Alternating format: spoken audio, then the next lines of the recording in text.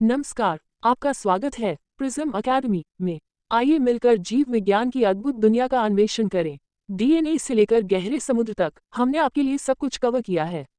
इसके अलावा मैं आपको प्रतियोगिताओं और पाठ्यक्रमों जैसे UPSC, IAS, IAS, CDS, NDA, SSC, CGL, MTS, CHSL, UP TET, C TET, Bihar TET, IBPS, PO clerk, RRB, NTPC, Rajasthan PSC, BPSC, Tamil Nadu PSC, GATE, JEE advanced, JEE mains, UP police, UPPCS, RRB, AIIMS, MBBS, NEET, PG, RRB group D, RRB technician, RRB, RRB ALP के बारे में भी बताऊंगी। आइए शुरू करें। हम एक अद्भुत और रहस्यमयी प्रक्रिया के बारे में जानेंगे जिसे तितली का कायांतरण या मेटामॉर्फोसिस कहते हैं। क्या आपने कभी सोचा है वो सुंदर तितली जो फूलों पर मंडराती है आखिर कैसे अपने जीवन की शुरुआत करती है? चलिए इस रहस्यमयी यात्रा की सच्चाई को समझते हैं। तितली का जीवन एक छोटे से अंडे से शुरू होता है। तितलियां अपने अंडे पत्तियों पर देती हैं। ये अंडे बेहद छोटे होते हैं और हर तितली प्रजाति के अंडों का आकार और रंग अलग अलग हो सकता है। अंडे में ही एक नया जीवन विकसित होता है और कुछ दिनों बाद एक छोटी भूखी इल्ली जन्म लेती है।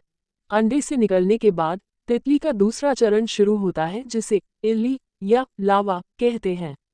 ये इल्ली छोटे आकार में होती है लेकिन इसकी भूख बहुत अधिक होती है। ये दिन रात पत्तियां खाती है और तेजी से बढ़ती है। कायांतरण के इस चरण में इल्ली कई बार अपनी त्वचा बदलती है। इसे मोल्टिंग कहते हैं।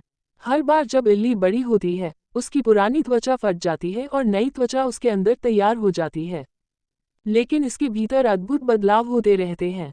कृपया ध्यान दें, इस चरण में इल्ली की संरचना पूरी तरह बदलने लगती है। इसके अंगों का पुनर्गठन होता है और एक नई संरचना बनने लगती है जो जल्द ही एक सुंदर तितली के रूप में दिखाई देगी। प्यूपा चरण में तितली का कायांतरण शुरू हो जाता है।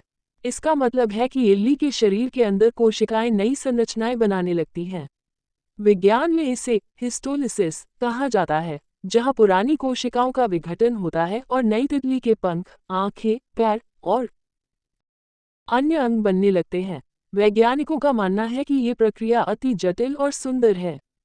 कायांतरण के दौरान तितली की उड़ने की क्षमता, भोजन की आदतें और जीवन की पूरी संरचना बदल जाती है।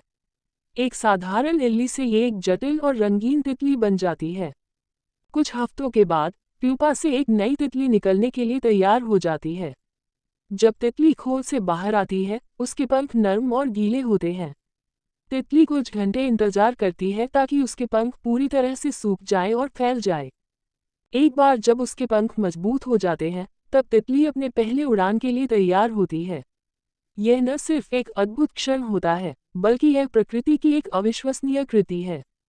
तितली का कायांतरण सिर्फ एक अद्भुत प्रक्रिया नहीं है बल्कि यह पारिस्थितिकी तंत्र के लिए बेहद महत्वपूर्ण भी है। तितलियां परागण पॉलिनेशन में महत्वपूर्ण भूमिका निभाती हैं। फूलों से पराग इकट्ठा करके वे फसलों और पौधों के लिए प्रजनन प्रक्रिया में मदद करती हैं। तितली का जीवन केवल सुंदरता से भरा नहीं है बल्कि यह प्रकृति के संतुलन को बनाए रखने में भी बड़ी भूमिका निभाती है। क्या आप जानते हैं कि तितलियों के पंखों का रंग सूर्य की किरणों के अपवर्तन से बनता है?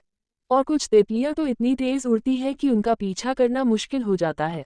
तितलियां अपनी सूंड प्रोबोसिस का इस्तेमाल फूलों का रस चूसने के लिए करती हैं, जो एक तरह का नलीनुमा मुंह होता है।